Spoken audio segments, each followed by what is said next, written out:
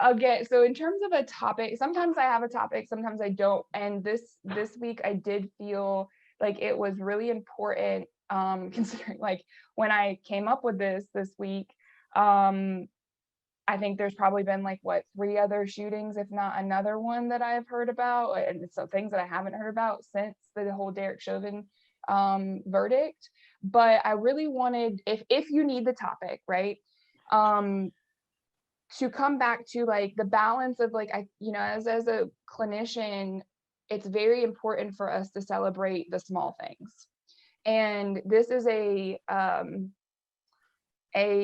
problem that is not going to resolve quickly, even with us. I mean, we won't probably find any resolutions, right away, but you never know. But I really wanted to talk and have people talk and reflect on like, the importance of celebrating a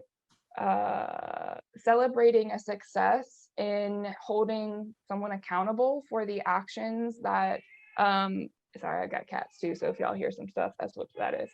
And celebrating the small successes in this journey, but as well as, not leaving ourselves so vulnerable to the things that are still going to happen, right? And so I really wanted to put that out there as, I feel like it's important to recognize that there has been something that has happened within this change that we're working on, even though it's going to take a long time, that I do feel like needs to be recognized as a success and as a win for the overall, deconstruction of, I want to say, I'm playing around with that word, it's deconstruction of racism versus just like folding in on itself. It's not going to be completely like, we're trying to, balance it back out to be something that is not as strong. So that is really what I want to put out there for y'all to think about. So whoever would like to share their thoughts. I have a feeling I see a smile already on someone's face. Well, yes, I do your best to like not talk over each other, but if you want, if it gets a little too much, I will pull the like raise your hand and I will, regulate thing. Right now I'm not going to do that, but we'll see how it goes. Yeah, I'm not trying to do that, so let me know if you feel like if I'm doing that, then No, I wasn't directed at you, but you did. Okay, I didn't know. I felt attacked. I felt attacked. No, I'm playing. Real talk though. While I feel like, this is a landmark decision in regard to a court case, I recognize that Derek Chauvin is indicative of a greater systemic problem. Like, while it's easy to celebrate, a conviction of an individual who committed a murder that was witnessed by the world, it's very easy to overlook how an individual like that came to have that amount of power.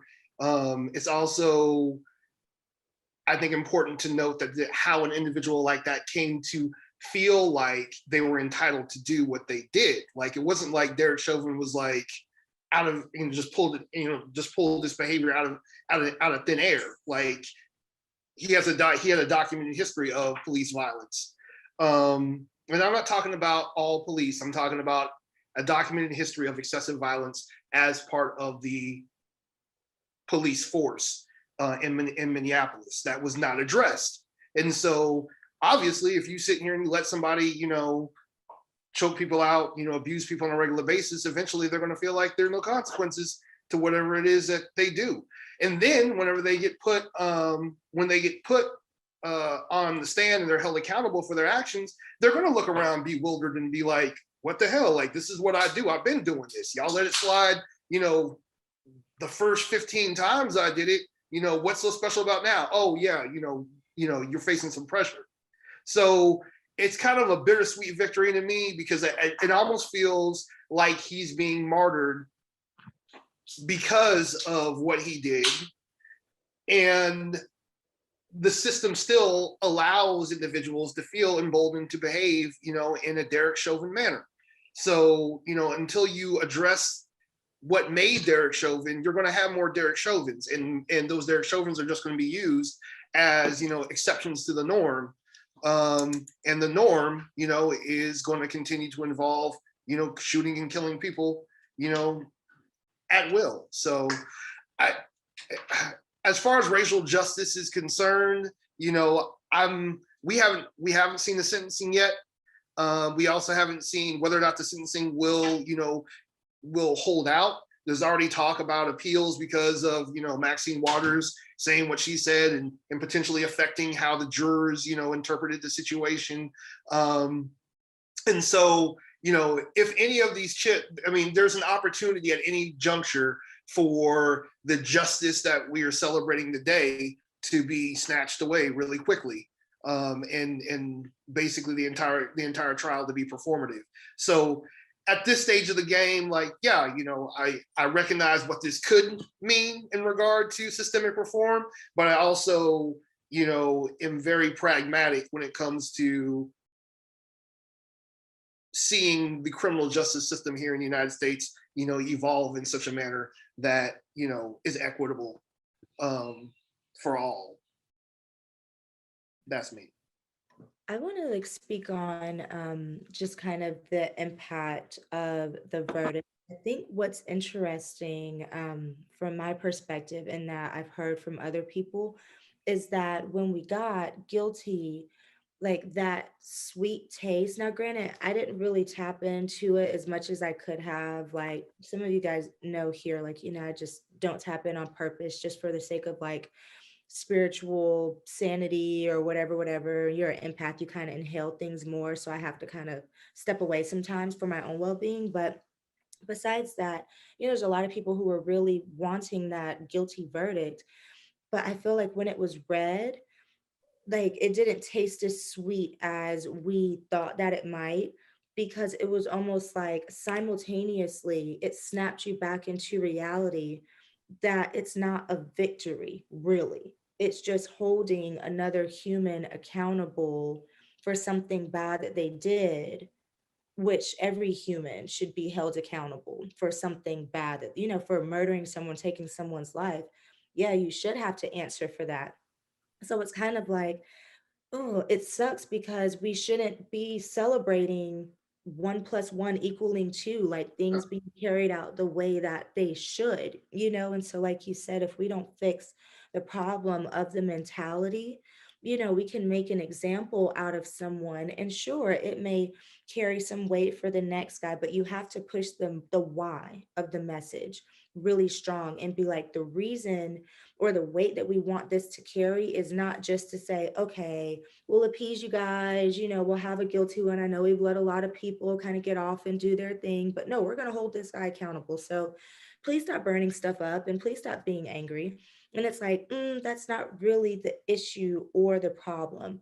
Again, the message should be, we are holding this person accountable because that's what should happen when you take someone else's life willfully in a scenario like that. So I want us to stop idolizing it in a way and bring it back down to the bare bones of that it's just what should happen. But I'm in agreement with Brandon, it's really just the beginning, but it's the mentality that you have to fix. And I think that I don't know how you integrate it into the curriculum and the police academy or whatever, but to really drive home the point that you are here to serve and protect. Like I'm not in agreement with people wanting to defund the police. To me, I'm like, that's fucking crazy. Like when I call 911, I expect law enforcement to come. Unless you guys put something really ironclad in place where I know that if I have an emergency situation, I have someone who's going to come to my rescue.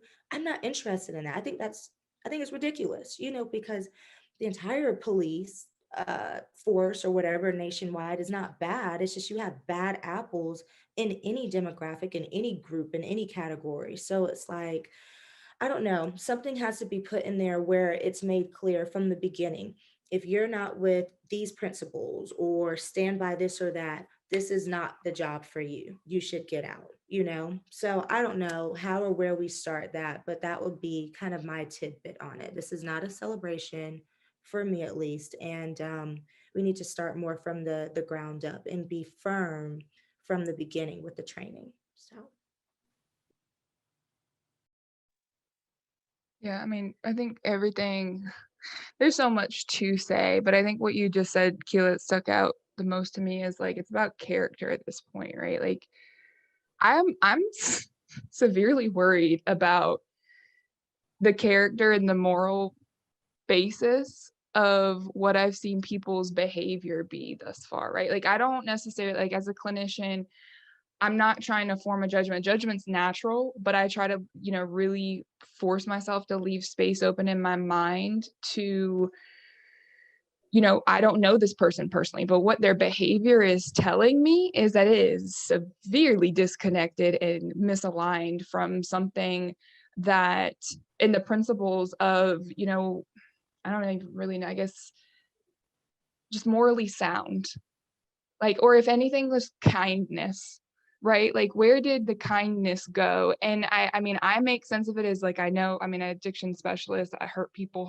I work with this every day and it's very hard to change, but like whether it's white people like being racist and like that's not grounded in kindness, or whether it's I mean, Black people or a person of color, their response to that is like, not that it has to be kind if you're disrespected, but that approaching something um with a bias in front of you.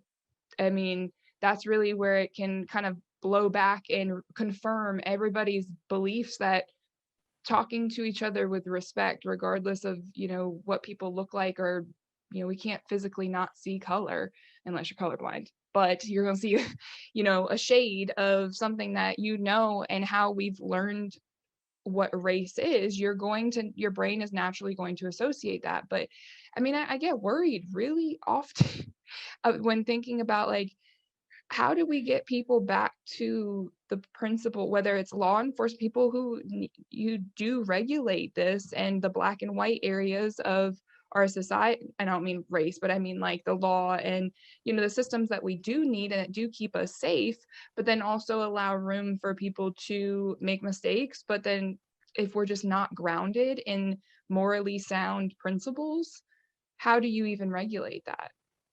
Well, I mean, in order for us to be grounded in morally sound principles, we have to adhere to a certain set of facts. I think that's the biggest issue that we've dealt with in the past 4 years. Is you have alternative facts now. You have people who subscribe to the worldview that they choose versus a worldview that's based on objective reality. So if I'm having a conversation with you about vaccines, if I'm having a conversation with you about policing, if I'm having a conversation with you about immigration, it's hard for us to find, a baseline to start a discussion with if, you don't believe that, George Floyd died because, a knee was on his neck. You believe that, he had a heart attack because you read it on Breitbart. And I can't, how do I reach you? How do I say, this was excessive force being applied here? There's a bunch of professionals, evidence, testimony. No, I read Breitbart, that's all I care about, and Breitbart says you're stupid. So like we can't talk. I think like kind of on a, I guess on a hippie vibe, if you will, I think we all need to look at everything from a true interconnectedness. I mean, there's science that's well documented that shows just electromagnetic fields and forces and connections that are like living proof of basically the energy that you put out. It's massive in impact. Everyone is affected, everyone kind of adds to this life experience. And I think we have to separate the social constructs of race. And that's such a cliche statement, I know, but we really do. I think the only way to start living by love and empathy and understanding of another person's pain or struggles is to recognize the differences. I think a lot of times when we have something that we don't like and that we don't want to deal with, we would prefer to sweep it under the rug. I used to be one of those people to say, I don't see color. And the reason I said it is because of the heart behind it. But in truth, of course, I see color. I'm not colorblind. Black man, white woman, it just is what it is. And with that, it's like, okay, take those differences, but then it's what you do with them afterwards. And I think that that interconnectedness and really just having empathy and stop making things a Black issue, a white issue, an Asian issue. It's just a humanitarian issue. I think that that would be the first place to start, because then it separates the conversation when we should all be having the same conversations like right now, instead of amongst our little groups that are categorized by social constructs, if that makes sense.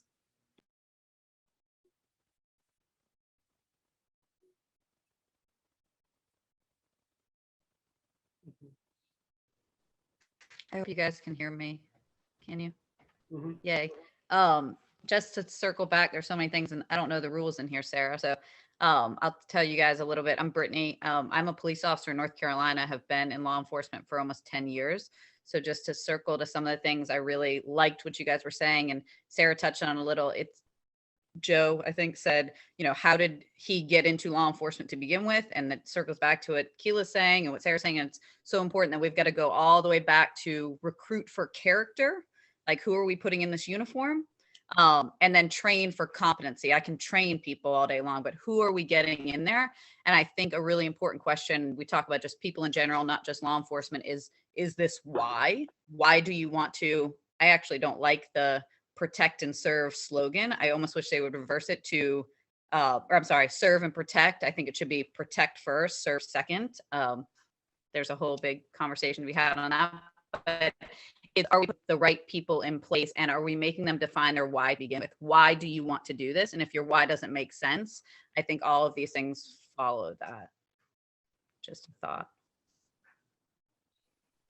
Just so you know, like rules wise, it's more, I can't really say there's much other than like limit the judgment of, I mean, we're not here to judge each other, like I mean, unless you're judging yourself already, then you're gonna naturally judge someone else. But it's really just, a place of connecting with what your perspective is, right? Like, and I wasn't out anybody, like, but since Brittany already did it, is like, we all have and bring a perspective from whether it's a profession that we have or an experience that we've had.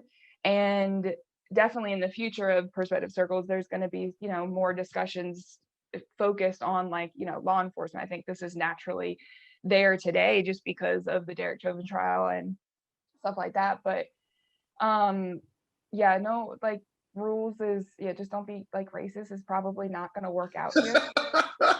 It's not gonna fit well. But if you're racist and you want to listen and have an open conversation and not just like preach your own principles, yeah, we can work with that here. Like, but at this point, I'm not gonna see. I highly doubt I'm gonna see much of that. But yeah, so just put that out there. Don't be racist. 1 second. Gotcha. I'm on it.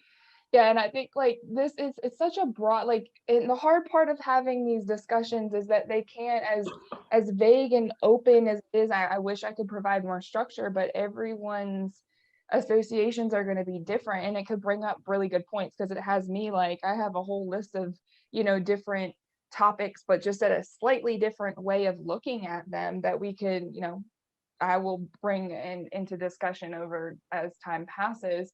But I really like, this balance of like, and I do realize like, and Brittany, with what you said is like, how do you evaluate someone's character and what makes your evaluation even correct? I would imagine that. I think I don't think it's that ambiguous. Like, I mean, when in the era of social media, like, I mean, and there's very, very easy ways to like reverse engineer where somebody's ideology lies in what they believe in. Like, I mean, we can all acknowledge what time it is. 5:33 here in North Carolina. Objectively, we can all look at that and say it's 5:33 here in North Carolina. If somebody came in this discussion and said, you know what, it's 7 o'clock right now, we can look at that and say, something is wrong with you. Like, we're adhering to this reality and you're saying it's not. And so I think that's a point where you can start to say, I don't know whether it's intentional or whether, there's something going on internally that prevents you from recognizing what reality is, but it's disrupting the discourse. We're trying to plan for a movie that we're going to later on, and you are 2 hours ahead of us. So if we're going by your planning skills, it's going to be problematic. Let's stick with the group. And so I think that's using facts, like objective facts, I believe is very, very key to having meaningful discourse. I just feel like it is, which is why I feel like objective facts have been under attack in regard to, a lot of things. And I'm not just accusing one side of doing that. I've recognized that there are people with money, power, and influence who have benefited from playing both sides of the fence and continue to do so. And will always continue to do so. It's our responsibility as individuals to say, that's bullshit. That makes sense. That could help. And we don't have those critical thinking skills. And then that goes into a whole discussion about, the state of education in this country. But we aren't applying those critical thinking skills to creating an objective reality that we can all subscribe to. We are just catering to everybody's individual bubble at this point for, upvotes and whatever, marketing points or whatever we use it for. No, that's right there with you. And I guess that was more of an open-ended question in hopes that like Brandon would come through and shed his light there, because there is, I feel like can we agree that there's like a kind of a similar in a majority of objective facts of like what is right versus wrong? Yeah, totally. Regardless of race. Yeah, it's just like common sense says, okay, that's a bad thing. You know what I'm saying? Like, so I know how exactly you measure it. I don't know the answer to that. But yeah, there definitely are some things I think we could all solidly agree on as a masses, if you will. But what that should be or what those should be, I don't know, because you can easily get into a subjective conversation and, well, is that really, you can spin something real good. So the implementation. I don't know if this makes sense. It makes sense in my brain. We talk about how do we measure it? In a way, I almost think we have to redefine it. So there's this definition over here from this person, this definition over here. Can we, and I don't know how we do it, all come together and just redefine this is right, this is wrong? I don't know if that's possible. But I think once it's redefined, then you can get those success measures kind of put in place. Mm-hmm. But you have people like Derek Chauvin, you have other people that are racist and they are thinking they are in their common sense. Mm-hmm. And they're not. But they think it is, and they're not about to change. And I don't think that's right at all, because to me, I'm like, it's just logical. Mm-hmm. You treat everyone with respect. And yes, I see color, because if I didn't, I wouldn't see you, right? And because that's the most ridiculous thing ever from my point of view. But I'm sorry, you have somebody who's as foolish as they are, and they're still going to think that their common sense is okay. I mean, all the people that voted for what's his name that used to be in office, they just think that they have common sense. So I mean, that there's a whole system. It's not just the police.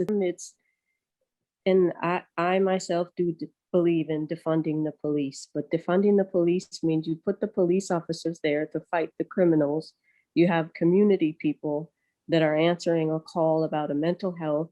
You have somebody there who works with women in domestic violence who's answering that kind of a call. It's sending the right people to answer the right kind of calls. But I don't trust the police, and my kids are in Minnesota, and they're Black kids, and who are they going to call when they have to call 911? I mean, They're going to call their family. They're not going to call nobody else, and they're going to hope that their sister, who's a paramedic, is the one that's going to show up, because nobody else is going to help them. That the system has to change, and I think before we can come to a point of helping everybody see some kind of the same common sense. I mean, you have to have people look at yourself and your own racism to understand why is that wrong before you can come together with somebody. And I, as a white person, have to do that every day because I live with that privilege. As much as I wish I could just toss it off or give it to you, it's not the system that we are raised in, that we have. I mean, I think it's beyond talking nice about it. You got to call it what it is, and it's hatred, it's evil in my mind. That because it's not right, and it seems very common sense to all of us, but it isn't to a racist. Their racism is common sense. I don't know how you get past that. Your Because points are solid. Yeah. I think you got to redefine, like Brittany said, start over with the entire definition. Because, the point that you point out, Carrie, like people, whatever your mind state is, how you kind of go about rationalizing the world and whatnot, is dictated by just your strong belief system. And if it is so deeply ingrained in you, racist values, you don't see them as being wrong. Again, you see everybody else as the problem. Why don't you agree with me? How do you not see it? And it's interesting because the same amount of passion that we have for how do you not see it? Like this is wrong, unfortunately, is met with an equal passion from someone who has that mindset of what do you not see? Being Black is wrong. This is not the way to be. And I want to piggyback off of that with it baffles me because it's like if I walk down like the story of the African American venture to America, right? Spelled out simply. All right, you're taken from your village, your tribe, your place where you know what to do, your customs, traditions. You're taken by someone who doesn't even speak the same language as you, who is physically violent towards you. So now you're fearful, but you can't even communicate with them effectively, possibly. Then after that, you're crammed into a ship, and the lady that's next to you just had a baby that's a stillborn, and the baby's still there, and she's been hemorrhaging for a couple days. The guy next to you has dysentery, and there's fecal matter all over. So now everyone's getting sick. You have food crumbs, and I don't know, just gross food things to keep you alive thrown down to the bottom of the ship for you to eat. So you go from possibly, depending on your tribe, eating this wonderful clean diet to people dead all around you, eating these scraps. This goes on for months, 2, 3 months. Then you arrive in this foreign land that you've never seen that looks completely different than what you're used to. Again, you don't know the language. People are yelling at you. People are hitting you. You've seen dead bodies be tossed off the boat like, hot garbage. And then if that's not enough, you're working for free, these crazy hours, having to harvest a crop that you're not familiar with. You're getting beaten, perhaps you're raped. Your child, unfortunately, is a girl. So now she's in the house, possibly being raped by her own father or other family members. Your husband is the biggest, strongest, male in the entire plantation. So to put fear into everyone's heart, he is also raped in front of the entire village to, what's the word I'm looking for? I don't know, just to powerfully emasculate him, to let everyone know, even this guy, is nothing. He's not a man either. perceived slavery's finally over. Then at that point, there's sharecropping, and you have Black communities start to try and, I don't know, become self-sufficient. They start excelling. So then what happens? They're lynched. You know, a lie is made up. They whistled at this woman, so they're lynched. Then at that point, if it's a successful township or anything like that, it's bombed, it's burned. So your, I don't know, your willingness and desire to try and do better squelched and squashed. And I'm one of those people, I'm like, listen, regardless of your background, where you're from, you always have an opportunity to supersede those forces against you. It's almost like if you're driving a vehicle and you have a straightaway, like tying into physics, the vehicles want to continue to go in that direction. And if the road suddenly curves, you have to put in a grace that's, have to put in a force that is greater than this trajectory in order to do this. For us, it's the steering wheel, right? So I say that to say, it's like you can change your mindset, sure, and that can help to supersede a situation, but we have to be honest and acknowledge that there are systematic disadvantages for Black and Brown people, whether we want to say it out loud or not. So that's a continual uphill battle. 50s and 60s, we're being hosed, you know, and dogs are sought on us for having a peaceful sit down just to try and say, all we want to do is be acknowledged as a human. I don't want to have to take a back door to have a sip of water or to order a sandwich. My money is just the same, and I probably had to work harder for it because it's an uphill battle. Fast forward, all this is happening. We can have a conversation about crack in the communities. I will not go there, but I want to paint this picture of this chronological timeline of everything that we've had to deal with in the Black community. And all of our Black experiences are different. I have certain privileges that other Blacks in the community may not have. It may have to do with gender, it may have to do with education, whatever it may be, everyone's experience is unique. But I paint that picture then to say now we're being shot in the streets like animals, you know, but we're putting a badge, something over it to protect it and to say, well, there may be a way to explain that and say that it was okay. And what baffles me is getting back, tying it full circle to the mind of a racist.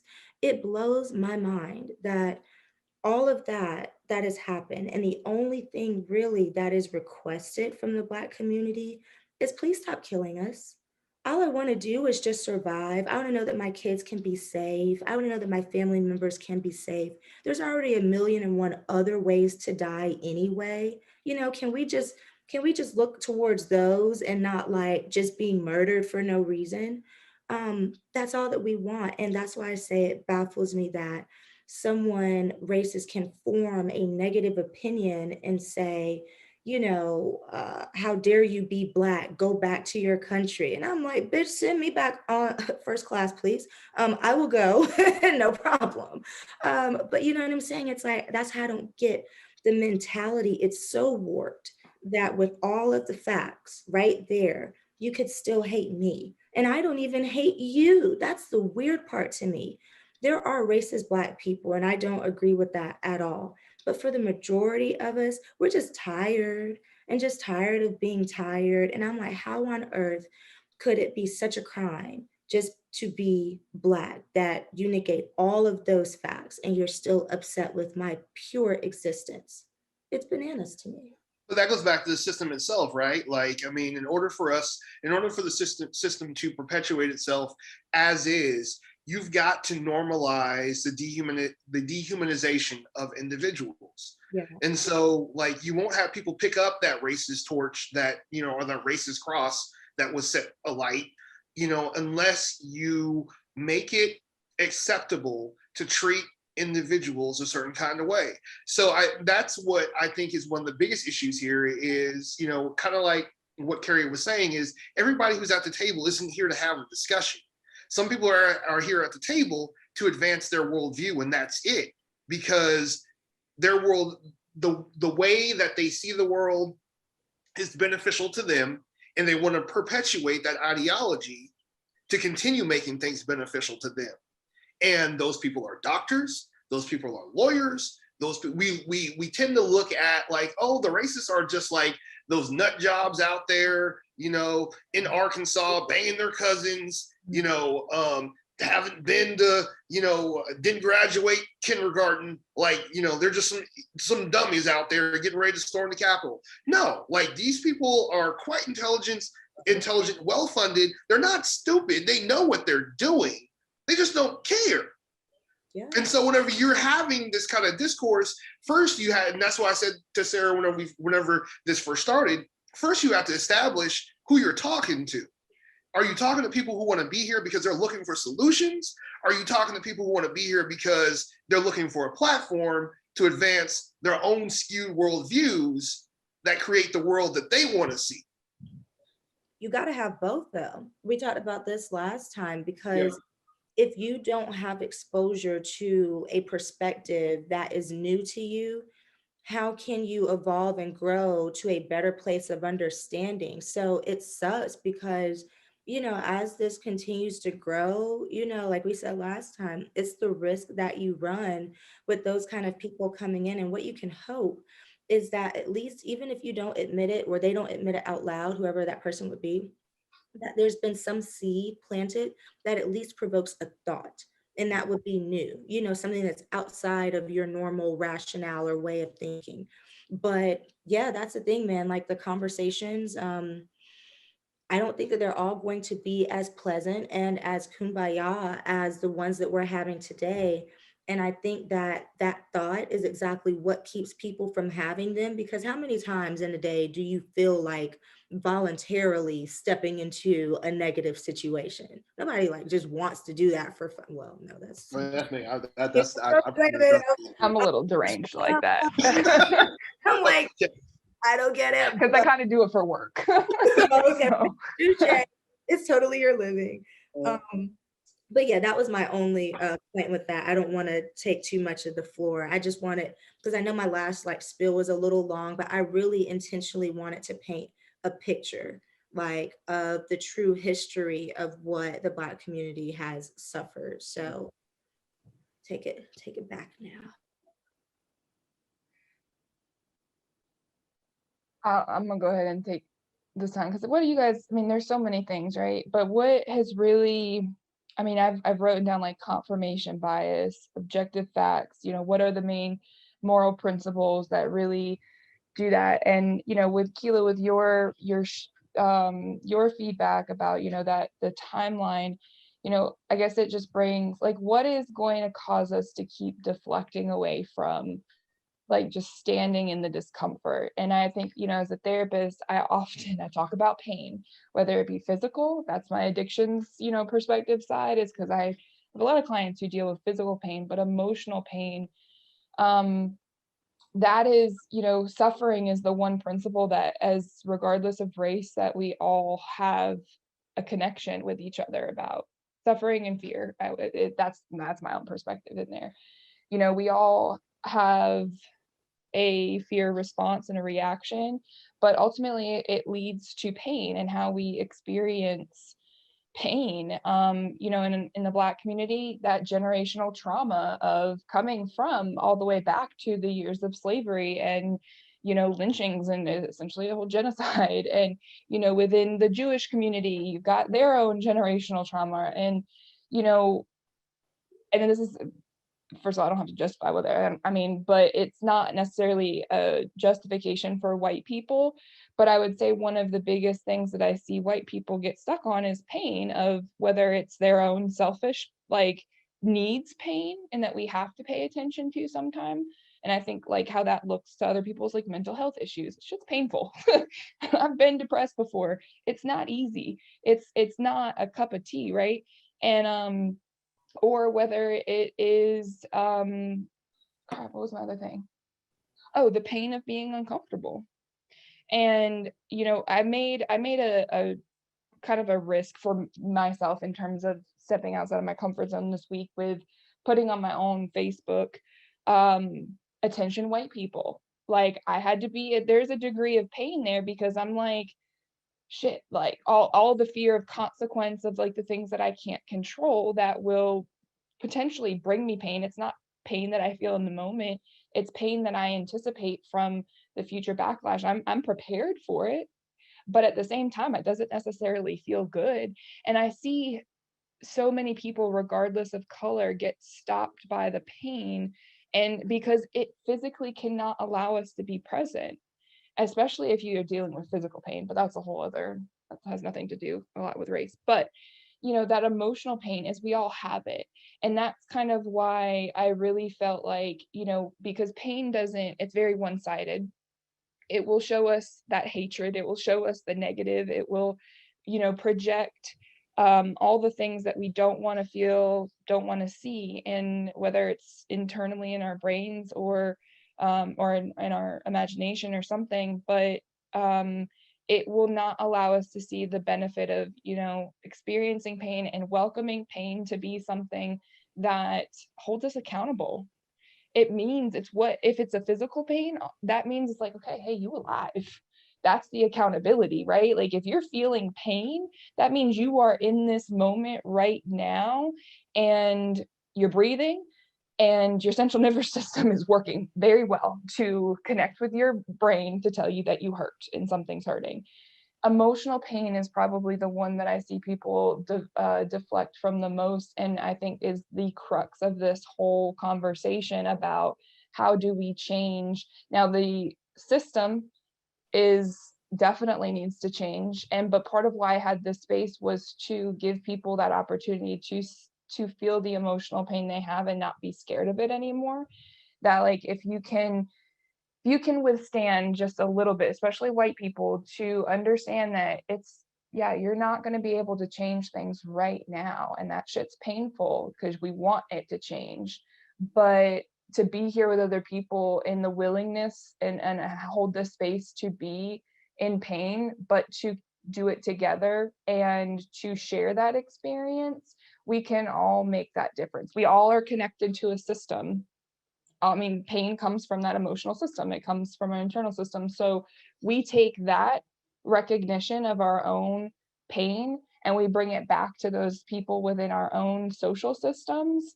That's how the systemic change, and at least in my perspective, is going to be able to happen outside of like legislature and the people who make the laws that do need to change. But we have the control. If we can take control over that pain and bring it to people and show them, hey, it's not something to be afraid of, then I feel like that is essentially what is also going to change the system at large too, because those are the people that make the decisions. And so I just want to make sure that that was said. Keela, what you got? I wanted to ask a question for Brittany. I think it's really cool, and I think it's a good resource that we have an officer like here in the meeting today, because rarely do you get like access to that other perspective like directly. So I wanted to ask Brittany, like, if you could sum up like the sentiments of the good officers who really see like, an issue with this, like what kind of is, if you could speak for the group collectively, what's kind of like the sentiments with everything, like how it affects you guys, how you feel about it, the discomfort with maybe if you have a colleague or someone who doesn't see an issue with it and you're like, how? And they're like, shit, that's, what I'm saying? Because I work with this person and I see that they have the blueprint to possibly have a similar incident or what have you. Just overall, like what's your perspective as an officer with what's happened internally? Like what kind of conversations are had? What are the sentiments? If I may request that of you. Can you guys hear me? Yeah. Okay. I'm not very tech savvy. No, I'm super excited. I've been trying to get to these meetings and it just hasn't worked with my schedule. So I'm excited that I can be here. I don't want to speak for officers collectively. I think that's kind of unfair of me to do. I can speak, I'm happy to give you kind of my perspective, my personal experiences. I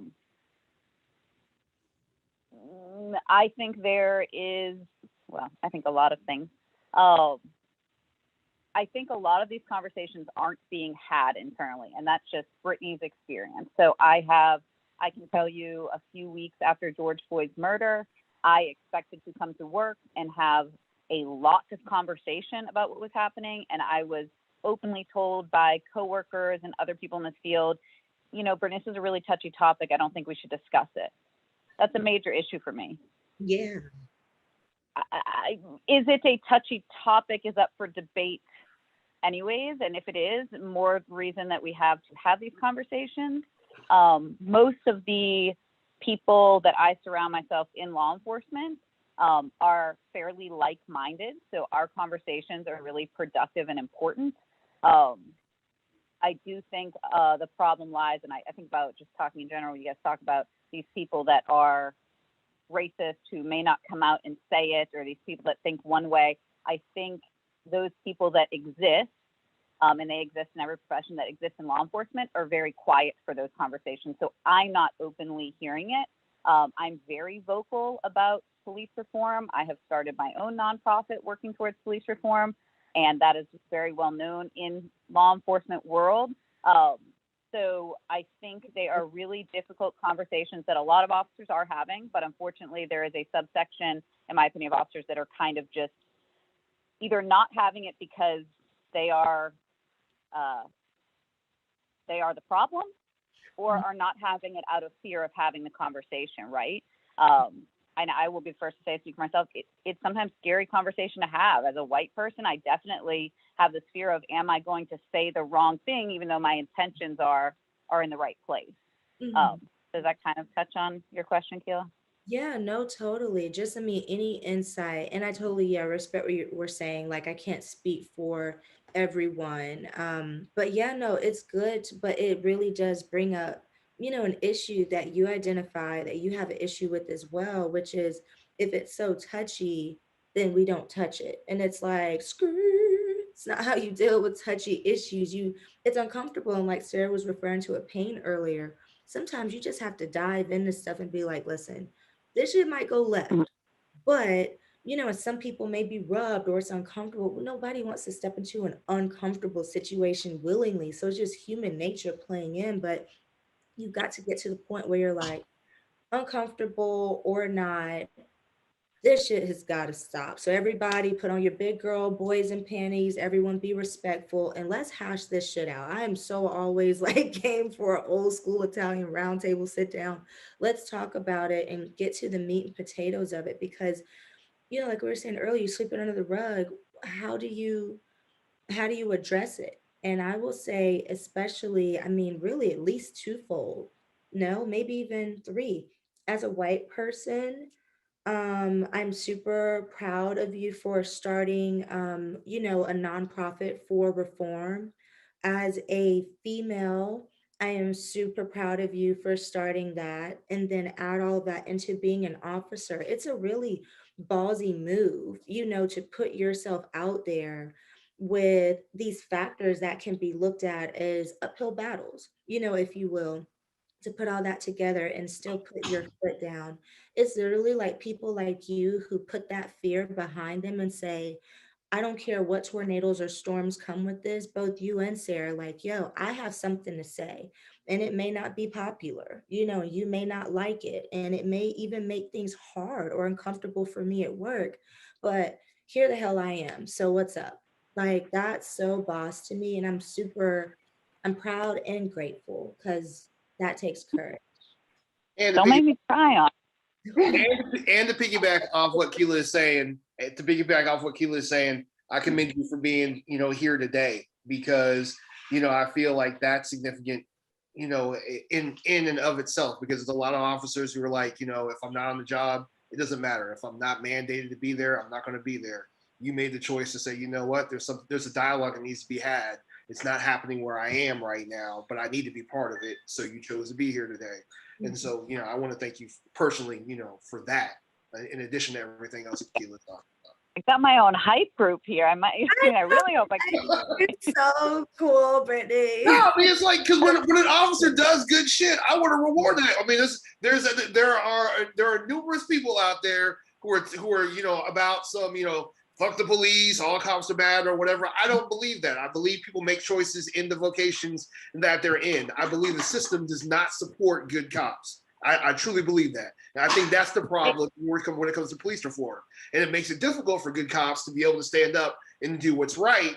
And that is how systemic violence, systemic racism is perpetuated. And like Akila is saying, the inclination or the temptation is not to talk about racism because it makes people uncomfortable. And that is a self-defense mechanism built into racism. As long as we're all uncomfortable talking about racism, the racists can, they're comfortable as hell being racist and talking about racism with other people they want to be racist with. And so they will go and perpetuate their ideology in thought, word, and deed wherever they go. And those people who are uncomfortable won't say anything about what they're doing. And so I feel like that's just manifested when it comes to, our police system in this country. It's been okay. There are whole departments that have been founded off of a racist ideology, whole departments. And so it's hard to get that out of the system through, we're just going to talk this away.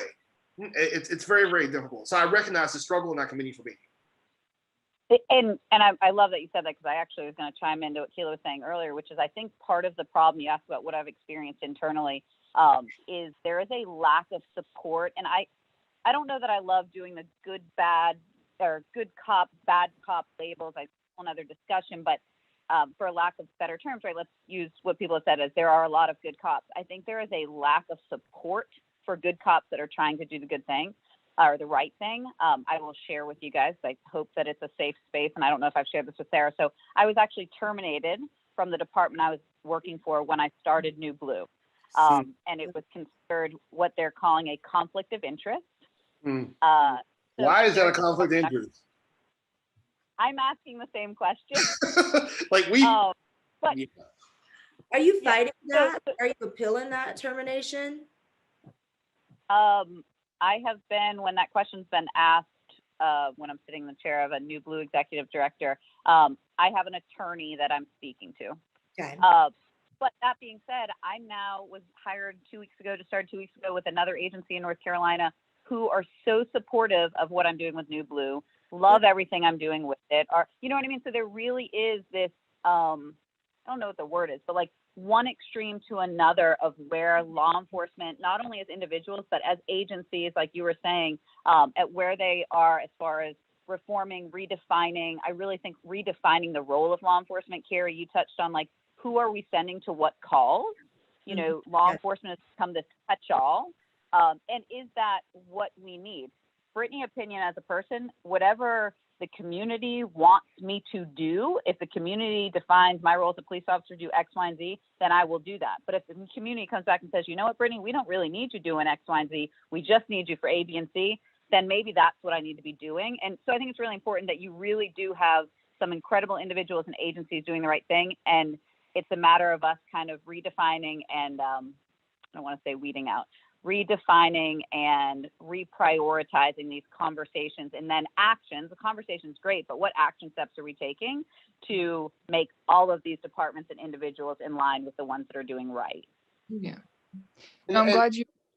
I want to say one more thing too. I mean, in regard to what Carrie was saying earlier about defunding, the police, I echo that sentiment to a certain extent, because I feel that, if we reallocate some of those funds we use toward, especially more authoritative, measures and purchasing, of equipment, we focus on, being preemptive in regard to these circumstances, we can prevent those situations from occurring where police need to be called. Like, I mean, the case with Ma'Khia, is that her name, Ma'Khia Bryant, her being shot, everybody's talking about, well, what could have happened, what else could have been done to prevent her from, stabbing, this other individual.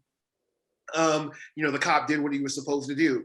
But in regard to the backstory behind that, like, this girl had been threatened by these adults in this foster care situation numerous times. And so if there had been some, preemptive, agency, some preemptive group of individuals that went out and said, hey, there's something going wrong in this foster situation, and intervene, we wouldn't have had somebody coming to, subdue a knife fight between a child and adults. Like that could have been averted before physical force had to be brought to the scene. And so whenever we're talking about defunding, you know, I don't want, I don't like it when the dialogue, personally, I don't like it when the dialogue turns into, you know, we're trying to strip the cops down to their bare minimum and sending them out there, you know, without a bullet, you know, to defend themselves. That's not what it's about. It's about trying to figure out how to integrate policing into the community and make it a community thing as opposed to a solution, an authoritative solution of the state. You know, there's a problem, something needs to happen, you know, call the cops, we need lethal force. Like, I think that's what we've evolved to in the society. I agree. I mean, this was good conversation. Like when Carrie first brought it up, I had a completely different idea of what defunding the police looked like. In Yeah. my mind, it was, we're not giving any more money to this because we're upset and we're angry. So, boom, it's taken away. And now we just have to figure out along the way our own militia forces. This was eye-opening because now I see there's really some more thought that goes beyond the emotional aspect. And it's like even tying in what pretty much everybody's hit on, from Brittany to Brandon to Sarah. It's about meeting the needs of the community. We're in a society that's evolving, it's adapting, it's changing, and we have to change and adapt with it. And when we learn, it's kind of like the old saying, if you know better, do better. We're starting to see how much mental and emotional health, or the lack thereof of that, is really affecting us in major ways. And it is the pitfall of our society if we let this thing continue to spiral out of control. And so saying, hey, we got to do things differently. We got to start having different conversations and different focus to say, what do you need from me? What do you need? You know, and say, all right, these are the needs of this community. You know, like Carrie was saying with supporting women of domestic violence, you know, that is a completely different call than someone who, I don't know, I can't even think of another example, but you know, it is different. And what's needed for that is different. Maybe at that point, someone from Child Protective Services or some form of that can also be there to accompany if there's children involved. You know, it's not just criminal this, criminal that, and everything's so black and white, criminalize this and that. It's like people have needs, people are acting out because they're not okay. Everybody who does a bad thing is not a criminal. You know, just with George Floyd, whatever, what was it, like a warrant? No, not a warrant, that was someone else. Whatever. Supposedly passing a bill, a falsified $20 bill or something. Okay, all right. So we got, you know, Which is not a death sentence, by the way. Definitely not a death sentence. yeah, no, that's I'm like, okay. So small things like that, just how you handle different types of calls, you know what I'm saying? And really looking at the needs of that. So I just want to say that was eye-opening for me, to now know that there's a different ideology around what defunding the police may look like. And again, Brittany, like back to you, super dope. I mean, I think it really just goes to show the law of attraction is always at work. If you set on doing good, and if you can't always see the rest of the staircase, take the step anyway, because you can never come up void with doing good. There's never ever any way in the law of the universe that will take something away from you for doing the right thing. It may be an uphill battle, it may be difficult, but when you really set your energy to that, and it's intentful, I guess I could say, then you start seeing that attraction come around you, just like the new place that you were saying. You know, they're in full support, so it looks ugly because it's like they're like, we don't want to deal with that, we don't need your pressure or what have you. And then you have other people that are like, no, we feel the exact same way, we have something set up, we want to support you, offer you the position with us, and continue to perpetuate that. So I really hope that you use your story to give other people, specifically, whether it be other women, other white people, other officers, whoever it is that you mesh with as a demographic, to give them that courage to say, look, man, it's okay to do the right thing. Your support is there. You're not in few of numbers as you think that you are. So I really, you know, if I could say anything like in closing for my comments for the night, I would definitely say really push that, and make your courageousness infectious. No, I was gonna say, I'm glad, Brittany, again, that was your perspective to share. I wasn't even really sure if you could even share that. So that's why I didn't bring it, but I'm glad you did, because I think it shows the risk of, I mean, the risk that you took, and the acknowledgement of the system that I mean, at least the validation of the system that we're up against, is that people will outcast what they are afraid of. They will avoid and deflect away from the things that cause them pain and cause them grief. That is a natural human behavior, which I understand, but like the behavior is, like, honestly, I don't think a lot of people realize is tertiary at that point to the natural reaction of what we have control over.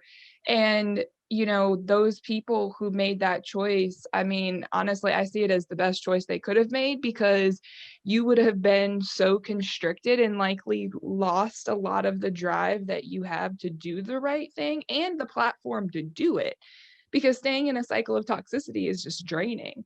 Like we say it in abusive relationships, it's like we literally drain ourselves from having the ability to leave. And so for me, I guess that brought up, if my tablet turns on, it's the benefit of having paper, but if we resist that pain, like I can imagine, like, yeah, it's not ideal to get terminated over doing something that you love, but if you resist that, you could have drained your own energy in that you needed to be able to put New Blue together. And I was looking at a picture on my desktop, actually, of, it's technically a picture of myself, but it was taken on a day that we went to a football game in college. And I can still remember you wore this white pirate t-shirt, but like I remember how when we met, like how we all didn't know what we wanted to do in this world when we were, whether it's college, just college of age, like just age of college. And to watch you be able to do that, I know this is like Brittany bandwagon today, but I wanted to get on it because it's great to see that. However, to kind of like let the bandwagon go on and pull a point there is what you said, is that the needs of an individual change frequently. I mean, on the second, right? So if you consider a community of people, the needs of the community change constantly, and reevaluation on a micro level has to happen excessively. I mean, I guess the only way I can really talk about it is within my own experience of like having to heal. I was in constant rumination, but the difference between the rumination that would cause anxiety and depression, I channeled it towards like, okay, what's the need right now? Because it changed, and that's what I needed to follow, versus the need being to like avoid or restrict from paying attention to what my pain was telling me. Like my pain was telling me to go, like, oh, just hunker down and not push myself. But the evaluation I had to do on myself in order to get the change that I needed to see in my life, which, if I'm, hopefully y'all follow me here, but is essentially what kept me from realizing how, I'm not gonna say I was racist, but technically I was, because I was not paying attention. I couldn't pay attention because of the cycle of thinking that I had, and the exposure to the things that I had didn't come because I resisted when something made me uncomfortable. When something made me feel that emotional pain, I was like, yep, I'm gonna avoid that and go this way. For me, that was food. Some people do it with drugs, some people do it with relationships. But I really, if I had to say, needs need to be reevaluated on a micro level constantly, and on a macro level, or even a meso level, like, in each system that we work in terms of an agency, we have those systems at play. Like, why the hell do we not see how like constant protocol evaluation needs to happen on the individual level and the macro level in terms of the government at all times? Like, those are where the funds need to be allocated, in my opinion. Of, we have to put money towards the people who will constantly look at those things like, all right, it may not, and I'm not saying we have to meet the needs of every single person all the time, but the majority to look at like, okay, well then when this program is addressing this need, how does that leave this other population at a loss? And we have to consider both sides, because we're not going to get anywhere if we keep just being like, oh, well, these people need more. And it's going to cause us to become unbalanced, and people are going to lose that connection with the importance of reevaluation. I lost my train of thought, so I'm going to go ahead and sit it there. Well, can I pick up on your train? So yeah, I mean, I and I want to tie back into objective reality. Like, you know, I totally echo that sentiment that you shared in regard to evaluating how what we're doing affects, you know, different populations. But then also, as we're acknowledging, like, you know, okay, we have done this for this population over here, you know, this population over here, that wasn't, you know, I guess like addressed in the same manner, now feels a loss. Evaluating that loss involves, like I said, an objective reality. You're going to have to be able to say, you know, okay, is that loss true? For instance, you know, we're taking down Confederate statues or whatever, you know, so that's destroying history. Is that really destroying history? No, it's not. And that's an objective fact. You know, if we can't acknowledge that collectively, then that's going to be a problem in the discourse. So I'd like to say Black people don't care about that, by the way. some people don't, but some people do. I mean, for instance, like my high school out in Kansas, they recently found was founded by a Klan leader, not just somebody who was like moonlighting with the Klan, but like an actual Klan leader. And there are minority students at that school who are stakeholders who are like, you know, we would like to name the school change because I don't want to have that on my diploma. I also don't want to go out and represent the school playing basketball, football, debate, or whatever, you know, with the name of a Klan leader associated with my name. The school has decided, you know, there are two sides to this issue. We need to, you know, hire this committee to come in. We're going to pay them good money to investigate like the impact this is going to have on the community. Like, that doesn't make sense to me.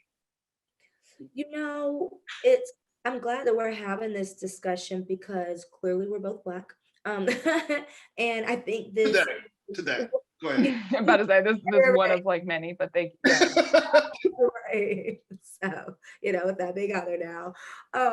I think this will be one of the things we really disagree on. Because there's gonna be a group of you that, you know, really looks at this as an issue and something to be addressed.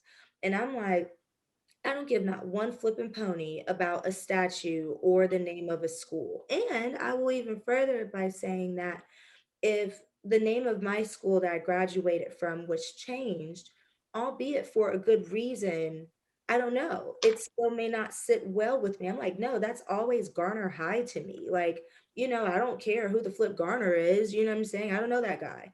But it's so, I guess I see it from the other side where it's like, sure, we're evaluating things, but I'm also like, okay, energy, could we instead direct that towards like, I don't know, people being able to survive when they go get some Starbucks or some juice from the gas station, whatever it may be. You know what I'm saying? Like I could give a flip about a statue or but it goes back to the system. The main reason why most of these statues were erected, these statues were not erected like during the Civil War. That's the false, you know, pretense that, you know, a lot of these, you know, quote unquote, you know, racist historians want to say is like, you know, you're destroying history. No, these statues were erected years after, specifically during the civil rights movement was whenever most of these statues, these schools were renamed.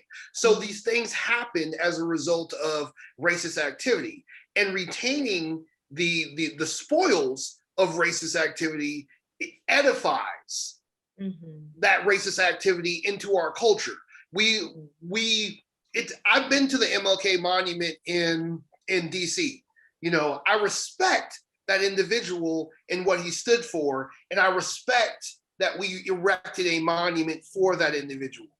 I don't believe that Robert E. Lee needs the same kind of shit for us to remember everything he did. What did he do again? Oh yeah, he was you know, a racist insurrectionist who decided that, you know, he wanted to kill a bunch of people so, you know, the South could have slaves. That's something we need to memorialize on the same level as an MLK who literally gave his life. So whenever you're saying that there's two sides to an issue like that, you are not only elevating the racism, you are also denigrating and bringing down that which is beneficial to us I'm as gonna a society. encourage the you to be a we. Just put that out there. We what, huh? We are, we, yeah. We, like, because it's use not whatever just like, pronouns work I know for you. Keela's not taking it personally, but since it's being recorded, this is a we. There's more I people that'll disagree. I'm with you. But you're right. When we reinforce Whatever that, I'm sorry, I had to. Like, I'm it's the French now. therapist in me. It's inclusive. Yes, exactly. We. Whenever we do this, we are edifying. I get your point though. It's really not about what meets the eye. It's about the mindset that it plays a part in. Exactly. Okay, because that's, I mean, and that does That's make. what perpetuates. That's what racism is. It's a perpetuation of a mindset. Yeah, and that's, I guess my point is there are more impactful things that we could focus on. But you know But it's what? not. But that's the thing too. It's not either or thing though. For But me, there's a science to micro, I don't know, implementations, if you will. You know what I'm saying? It's like the things that are behind the scenes that we don't see that meet the eye. You know, just say little things, even like media or what have you.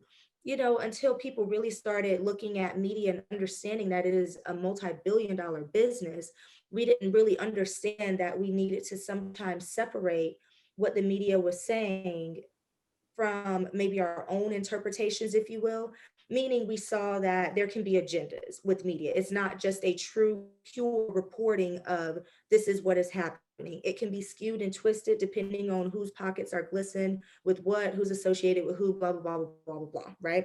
So I guess I say all of that to say that when it comes back to your point about the statues and what they stand for, it's those kind of little micro aggressions and things that add up to a large sum. Almost like, say, like companies and stuff who will take a penny out of everyone's PayPal account once a month. Well, PayPal has how many accounts?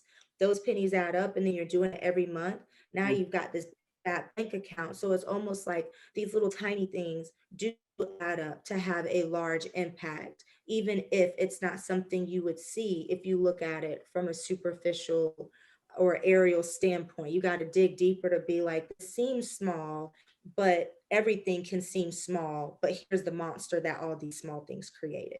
Did I gauge that right? Okay. I agree. I mean, it comes down to, like I said, it's like, you know, I believe that as we are doing work like this, I mean, just like, you know, we celebrated Brittany today in regard to like what she is doing by being here and participating in this way or whatever, like people deserve kudos, you know, for taking those steps that advance us as a society, whether it's within our profession, whether it's, you know, within our race, whether it's within our gender, whatever, you know, those steps that bring us forward and bring us toward that place of kindness. People deserve kudos for that. And then, you know, whenever you elevate individuals who are not doing that to the same level, like you do a disservice, you know, to a Britain. If somebody's like, you know, well, I'm going to start a Derek Chauvin, like, you know, police group that, you know, promotes police brutality because, you know, sometimes you need to get rough with the population. If somebody was like, you know, yeah, like Derek Chauvin group, you know, is just as good as, you know, Brittany's, you know, Blue Reform group, you know, then it undermines what Brittany's trying to do. I get it. Solid.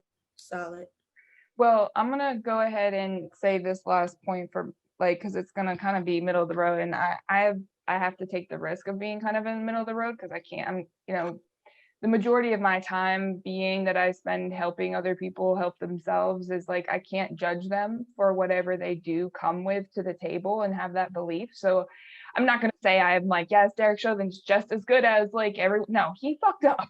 He like severely is, you know, systematically got some stuff off. However, I have in my mind, I keep room to remember is that, you know, that came from someplace, that something he experiences, that he got to that point where he did that thing, he did that harmful thing, and he murdered someone. And he was surrounded by other some other and cops. the other people that, yes, absolutely. And so I guess kind of like low-key piggyback of what Keela and Brandon were just talking about was, you know, myself as a therapist is like, there becomes a lot of collateral damage if we invalidate the identity of someone because that is a wrong thing, right? Like, and historically, like we'll invalidate the history of the United States if we say like racism has not contributed to something, and I'm not going to say it's positive and that, but like it has contributed to where we are. It's not where we need to stay by any means. And so, but when we take away the identity of someone who rests on and how they understand the world, they will react. And I've had that conversation with you, Brandon, about like, you know, and I changed my perspective on how you like what you were doing and how you do things in the like to the more aggressive side, because we do need to make a statement about what's wrong, while on the backside too we're having conversations that maybe are a little bit less fueled with an extreme, because there are going to be people who will lose their identity of what maybe they grew up in a racist family and they have not been able to speak out against it, because that causes a lot more pain than just being quiet and trying to make believe they're something that they're not. And that's the best way I can condense it. But long story short, I'm saying is like, I don't have it figured out, but I know when we take away something and completely invalidate one person's experience, it's not always a great outcome for the greater change and the greater good. And I'll refine my other point a little bit more. I just had this like weird thought about like how we would not invalidate anyone. But I think today it's been really great for me. I know sometimes I come into these rooms, like the space, tired and not always wanting to have this conversation because it's Sunday. It's the end of my week, but the beginning of my week at the same time too. But I always leave with hearing something that still, you know, it's a little bit of hope, a little bit of, you know, affirmation. And I hope you guys get some of the same takeaway as that I do in your own ways. But thank you all for creating space for each other to just hear out where we're at individually. And I hope you take what you have, the perspective you've gained or just in general, and it influences the systems that you go back into. Because that's essentially the purpose and why I do this, is that you guys get to be the model of what we need to see changed in the world. That is cliche, but I love cliches. Yeah, basic white girl here, just living the cliche life. Okay, so be the change you want to see and model it for people, and respect that they'll eventually come and they'll see that it is the way. So I will see you guys. I have to figure out when the next time is, because I think it technically was next Sunday, the 2nd. However, that's like my weekend off, so I'll have to figure it out and I'll let y'all know in the next couple of days. But there are more coming. And so thank you all for being here. Totally. Hey, Sarah, can I ask if you guys want to, I just know you said we don't always get an officer in here and I can't speak for everybody, but share my contact information if I can be a resource, or if you want to bounce ideas off of it. I love having these conversations, and I am trying to find more community members to have them with instead of just law enforcement. So Sarah, if you'll share my stuff with everybody, email, phone number, whatever's easy for you guys. Absolutely. And you guys can, let me know. And I'm Brittany, I'm like open to share New Blue with people, or like we need to talk. We need to set up a time to talk. Let a side meeting. Yeah, we need a side meeting. Mm-hmm. All right, you guys. Wow. Bye. Bye. Have a good night.